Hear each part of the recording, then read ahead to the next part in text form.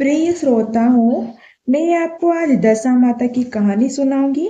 आपको कहानी अच्छी लगे तो वीडियो को लाइक कर दीजिएगा और चैनल को सब्सक्राइब जरूर कर दीजिएगा। अब मैं सुनाऊंगी आपको कहानी। एक समय की बात है, राजा नल और रानी दमयंती अपने राज्य में सुखपूर्वक राज करते थे। राजा नल के दो पुत्र थे। उनके राज्य में प्रजा सुखी और संपन्न थी। एक दिन राजमहल में एक ब्राह्मणी आई और रानी से बोली, रानी दशा का डोरा ले लो, इसकी पूजा करने से गले में बांध आपके घर में सुख और समृद्धि बनी रहेगी। रानी ने वह डोरा ले लिया, विधि अनुसार पूजन कर उसे गले में बांध लिया। कुछ दिनों बाद जब राजा नल ने रानी के गले में बंधा हुआ डोरा देखा तो पूछने लगी, रानी इस सुख को सोने के जेवर के साथ आपने ये डोरा क्यों पहना है? रानी कुछ कहती उससे पहले राजा ने वह डोरा तोड़कर जमीन पर फेंक दिया। रानी ने डोरा उठाया और उसे पानी में घोलकर पी गई और राजा से बोली, राजा यह दशा माता का डोरा था, आपको इसका अपमान नहीं करना चाहिए था। जब रात्रि में राजा सो रहा था तो उसने स्वप्न में एक बूढ़ी महिला को महल में आते हुए देखा और राजा ने माता लक्ष्मी को महल से जाते हुए देखा। सुबह उठकर राजा ने अपना स्वप्न रानी को सुनाया। रानी बोली, राजा आपने हमारी अच्छी दशा को जाते हुए और बुरी दशा को आते हुए देखा है। अब यह रुकने का कोई फायदा नहीं है। राजा रानी से अपनी बहुओं को पीहर भेज दिया और बेटों को राज भील में महल में छोड़ दिया। अपना मन लगाने के लिए अपने साथ एक पोता ले लिया। इस प्रकार राजा नल और रानी दमयंती अपने देश छोड़कर दूसरे देश में चले गए। चलते चलते रास्ते में राजा के मित्र सेठ का गांव आया। दूतों ने कहा, सेठ जी आपके मित्र आ रहे हैं। सेठ जी ने कहा, पूछो कैसे आ रहे हैं? दूत बोले, फटे हाल पैदल ही आ रहे हैं। सेठ बोला, बाहर के कमरे में ठहराओ। हवेली में जेठानियां और बहुएं सोचेंगी कि कैसा मित्र है। और मेरा राजा नल और रानी दमयंती को बाहर के कमरे में ठहराया गया। उस कमरे में मोर की तस्वीर खूंटी पर से और टंगी हुई थी। सेठानी का 9 लखा हार टंगा था। उस कमरे में मोर की तस्वीर की खूंटी पर जेठानी का 9 लखा हार टंगा था।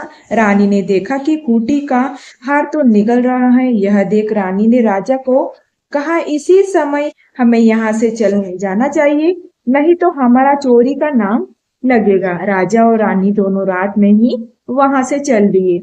आगे चलने से राजा की बहन का गांव आया। राजा ने बहन को खबर पहुंचाई, तुम्हारा भाई आ रहा है। बहन ने पूछा, कैसे आ रहा है? खबर देने वाले बोले, दुखी हाल में पैदल ही आ रहे हैं। बहन बोली, गांव के पीपल के नीचे ठहरा दो, नहीं तो सास और देवरानी कहेगी कैसा भाई है।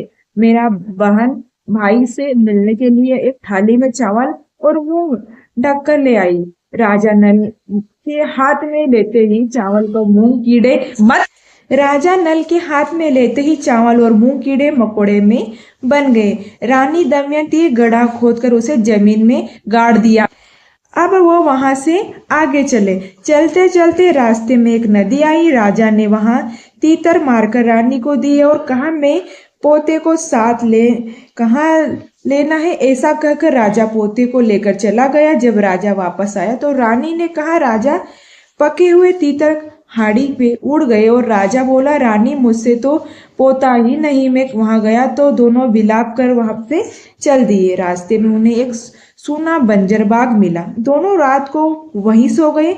सुबह हुई तो बाग की मालिनी आई और उसने देखा कि बंजर बाग में कोपले फूल रही हैं। वह उनकी बोली, दोनों कौन हो? राजा बोला, हम दोनों भीखा के मारे हैं और रहने की जगह ढूंढ रहे हैं। मालिनी बोली, अब तुम दोनों यहीं रहो और मेरे बाग की देखभाल करो। वहां दोनों बाग में ही रहने लगे। एक दिन बीतते बीतते गए और ऐसे ही होली का दिन आया।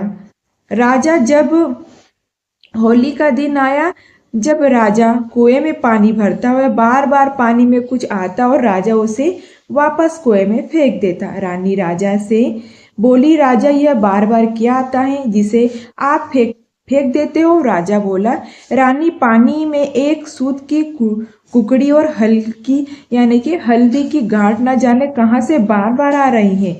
और रानी बोली, राजा अगर इस बार आपको पानी में कुकड़ी और गांठ आए तो आप मुझे दे देना। राजा बोला, दमयंती पहले ही तुम्हारा इस काम कुमन से आज हमारी दशा हो गई है, अब तुम फिर वही सब करना चाहती हो। राजा ने पास फिर से वही दोनों चीजें पानी में आई और इस बार राजा ने हल्दी की गांठ और सूत की कुकड़ी रानी दमयंती को दे दी। रानी ने होलिका दहन के वक्त होली की झल दिखाकर दशा माता का व्रत लिया और कुछ दिनों राजा रानी से बोला, रानी इस नगर में राजा के स्वयंवर है और मेरे कपड़े धो देना, मैं वहां जाऊंगा। रानी बोली, राजा आप इस दशा में भी जाएंगे?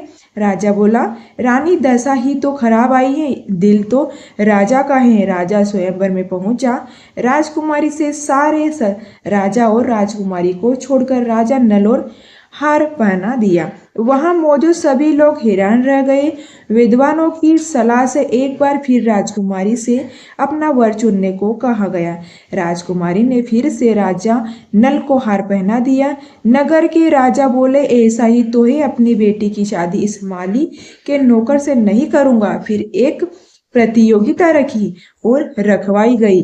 सभी राजा और राजकुमारी शिकार करके शिकारी यानी कि शिकार सबसे पहले अच्छा होगा उसी से राजकुमारी की शादी की जाएगी। सभी तैयार हो गए। राजा नल को बूढ़ा बूढ़ा तो घोड़े और जल लगी तलवार की गई और राजा बोला, यदि मैं असल राजपूत हूं तो धारदार तलवार हो जाए और या शायद यह घोड़ा हो जाए। ऐसा कहकर राजा ने घोड़े को एक थपकी मारी और थपकी मारते ही राजा की तलवार पहली और धाधर हो गई, शायद घोड़ा हो गया। कुछ समय बाद सभी अपना अपना शिकार लेकर राजमहल पहुंचे। शिकारी यानी कि किसी के भी शिकार से राजा संतुष्ट नहीं हुआ। उन्होंने पूछा, वो माली का नौकर कहाँ है? उसे ढूंढ ले आओ। सिपाही जंगल में पहुंचे तो देखा कि एक पेड़ के नीचे वह सो रहा था। सिपाही ने उसे जगाया और शिकार का पूछा तो राजा नल और कहा, पेड़ पर टंगा है, ले जाओ। शिकार देकर नगर में राजा बहुत खुश हुए और बोले, यह तो असल राजपूत का शिकार है। राजकुमारी को राजा नल ब्याह दिया। वह दोनों वहां से चले और अपने बाग में पहुंचे। रानी दमयंती ने छोटी रानी का स्वागत किया। दोनों रानियां एक दिन बैठी हुई थी तो रानी दमयंती बोली, आज तो अपने घर में नगर की ओर बिजली चमक रही है। छोटी रानी बोली, दीदी अपने नगर भी है। तब रानी दमयंती बोली, अपन नरवल कोट के राजा हैं, अपने ऊपर बीका पड़ा था तो आज हम इस दशा में आए हैं। छोटी रानी जाकर सारी बात अपने पिता को बता दी। नगर के राजा उन्हें राजा नल को क्षमा मांगने हुए हाथी घोड़े हीरे जवाहरात देकर उनको नगर की ओर रवाना किया। रास्ते में नदी आई तो आगे आगे पीत स्वभाव तेरी कुदरत सुभान तेरी कुदरत करते उड़ रहे थे। नदी के किनारे उन्हें धोबन के पास अपना पोता भी मिल गया। धोबन बोली, यह तो मुझे नदी के किनारे मिला था। धोबन को खूब सारे हीरो जवाहरात देकर पोते को लेकर वहां आगे चले। रास्ते में राजा की बहन का गांव आया। राजा ने बहन तक खबर पहुंचाई, तुम्हारा भाई आ रहा है। बहन ने पूछा, कैसे आ रहा है? खबर देने वाले हाथी घोड़े लाव लश्कर के साथ आ रहा है। बहन बोली, मेरे महल ले आओ। भाभी बोली, नहीं भाई साहब, हम तो उसी गांव के पीपल के नीचे रुकेंगे। बहन कहीं पकवान बनाकर वहां ले आई। तब रानी दमयंती ने जमीन पर गड़े चावल निकाले तो वह हीरे मोती में बन गए। बहन आनंद को देते हुए बोली, भाई जी, आपकी अमानत हम यही छोड़ गए थे। बहन तो खूब रोई बहन को खूब हीरे जवाहरात देकर वहां से आगे चले। रास्ते में राजा के मित्र सेठ का गांव आया। सेठ तक खबर पहुंच गई और सेठ जी का आपका दोस्त आ रहा है। सेठ जी बोले कैसा आ रहा है? खबर देने वाले ने कहा हाथी घोड़े लाव लश्कर के साथ आ रहे हैं। सेठ जी बोले लाओ मेरी हवेली में ले आओ। राजा नल बोले हवेली में नहीं, हम तो बाहर के कमरे में ही ठहरेंगे। सेठ जी ने उन्हें हिल लिए हलवा और पकवान बनाए। रानी दमयंती ने खूंटी के पास हलवा रख दिया तो खूंटी हलवा निगल लिया। सेठ जी का नौलखहार उगल दिया। राजा अपने मित्र सेठ से बोला मित्र हमारी दशा खराब आ गई थी। जो खूंटी की हार निगल गई और हम पर चोरी का इल्जाम लगा था। इसके बाद राजा नंदन अपनी रानियों के साथ भील राजा के पास पहुंचा और वहां से अपने पुत्रों को साथ लेकर अपने नगर की ओर चल दिए। जब अपने नगर के निकट पहुंचे तो नगरवासियों ने लाभ लश्कर देखा। सोचा हमारे राजा तो यहाँ से नहीं और किसी राजा के हमारे नगर पर आक्रमण कर दिया है। अब उन्होंने नगरवासियों तक सूचना पहुंचाई। आपके राजा नर और नारी यानी कि नर और रानी दमयंती आ रहे हैं। सभी ने उनका स्वागत किया और गाजे बाज से साथ उन्हें महल तक पहुंचाया। आज राजा का पहले जेठा ठाट बाट हो, ऐसा सबका हो। और राजा नल और दमयंती के साथ हुआ ऐसा किसी के साथ ना हो। राजा नल और दंपति के साथ हुआ ऐसा किसी के साथ ना हो। ऐसी दशा भगवान किसी को ना दे, दशा माता किसी को ना दे। तो दोस्तों आपको दशा माता की कहानी अच्छी लगी तो वीडियो को लाइक कर दीजिएगा, चैनल को जरूर सब्सक्राइब कर दीजिएगा। मिलते हैं इससे ही नेक्स्ट वीडियो के साथ में, कथामय वीडियो के साथ में। तब तक के लिए जय दशा माता, जय श्री हरि।